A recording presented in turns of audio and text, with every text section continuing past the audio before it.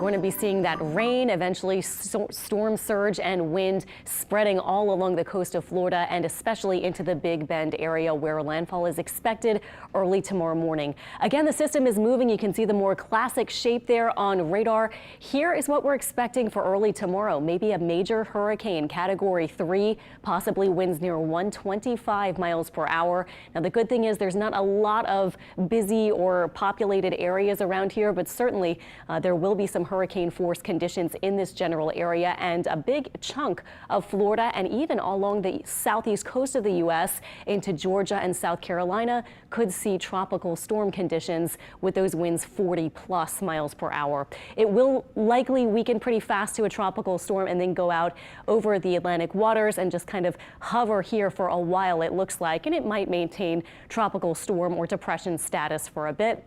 We've been thinking it's going to move north, and indeed we're seeing that around this ridge of high pressure and then continuing around the ridge and also drawn off to the north by this trough. And also we're seeing our big high, the big heat bubble that kept us so incredibly hot over the weekend, finally breaking down and moving west of us. You can see those hurricane warnings in the reds, including Tampa and going north toward the Big Bend area. And looking at the rainfall, we're seeing this kind of a dark tan orange color corresponding to about 7 inches of rain. So not everyone will get that, but that will be a possibility, especially where it makes landfall. And then the oranges are up to about 4 or 5 inches of rain. So some flooding might be an issue, even as I was saying, into Georgia and the coasts of the Carolinas as it continues that way. Here is that graph showing the yellow tropical storm conditions and the red hurricane conditions expected as it continues to move out. Now, you may notice this over here, that is Hurricane Franklin. It is a Category 4 at this point, major hurricane between the U.S. East Coast and Bermuda. It is forecast to continue out here, and this will be one of these big ace makers, the accumulated cyclone energy, when you have these big major hurricanes that stay out over the warm waters and just really produce a lot of energy. Idalia, again, is a Category 1. You can see its forecast path. There's a new tropical depression as well, although it probably won't last very long. It's forecast to fizzle pretty soon. And we have one more wave, which will move out over the ocean from Africa. It has a medium chance of developing at this point. Right now in New Orleans, we have some clouds. It's a welcome sight for a lot of us. Our temperature 87. Some spots like Slidell, the Lakefront, Belle Chase, Galliano, all touching 90, but elsewhere we're in the 80s.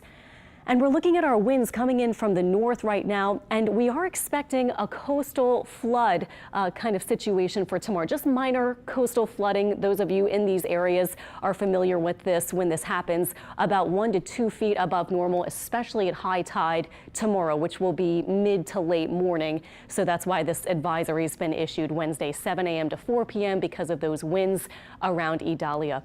So here's our satellite and radar. Again, very interesting, of course, to see that familiar swirl, but in this case, that coastal flood advisory is about the only thing that we're watching for. Now, of course, we also have moisture, but we are seeing this little stationary front here, which will eventually, from the winds around Idalia from the north, get pushed to the south. You can see a few spotty showers and storms will keep the rain chance today about 40%. Probably not as strong or as heavy as what we saw yesterday with those rain totals up to 1.5+ inches in spots.